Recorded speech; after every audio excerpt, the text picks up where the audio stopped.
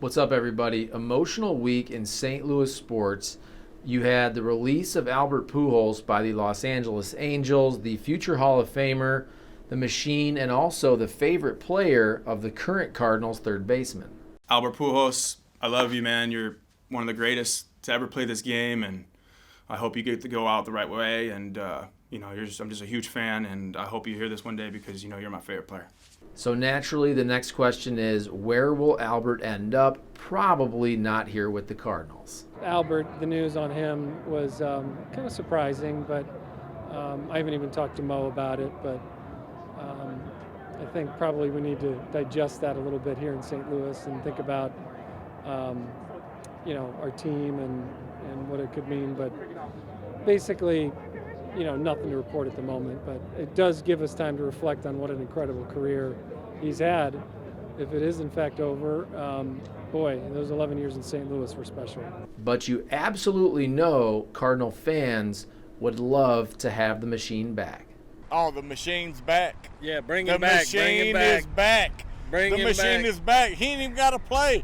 The Machine is back. Let him come back, sit on the bench, pinch hit every couple of Do you days. now remember Houston? The Machine is back, baby! Switching to hockey now, the NHL also pulling at our heartstrings a lot this week. You had David Perron playing in his 900th NHL game, and then the former Blue, TJ Oshie, records a hat trick, first game after the passing of his father, and that same night, the former Blues captain, David BACKES, comes back to St. Louis with the Anaheim Ducks and probably plays his final NHL game ever, and it was at Enterprise Center, a fitting ending to Backes' career. Seeing the guys that I played with the longest really hit me in the heart with Schwartzy and all he's been through lately, and then David Perron and how far he's come. It's just all the memories flood back of the great moments that we've had as friends and teammates. And then it comes full circle back to baseball. Earlier in the week, Adam Wainwright telling everyone that his wife and 5 kids all had COVID.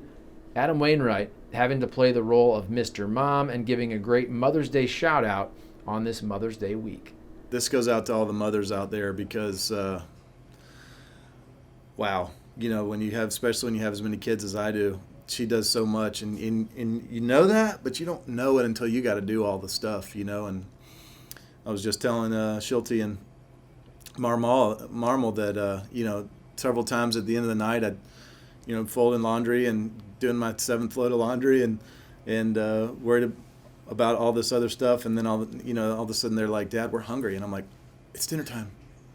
Dang it. And so, you eat stuff maybe I wouldn't have eaten before, and the kids were loving it, and I was out there dragging my behind all night, and I'm sure that played a little bit into it. But there was a time that this last week that we got back from the road, and I went straight to a hotel because all my whole crew had it, and my wife, she texted me at one point and just said, I can't go anymore without you being here. And so I had to go. That's why I had to go home. And when my wife says that, she's a tough lady. She's a really tough girl. And so when she said that, I knew I had to go home. And yeah, she needed me there. So I'm glad I got to help out. But I miss her. She's just an incredible woman. She's an incredible person, incredible wife, incredible mom. And you don't really realize how much they do until you got to fill that void. And gosh. My family at home is number one, and I had to make sure that they were good, and I had to make sure that I was being a good dad and being a good husband before I was being a good baseball player. Adam Wainwright putting it perfectly. Could not have said it better myself. Happy Mother's Day to all the moms out there.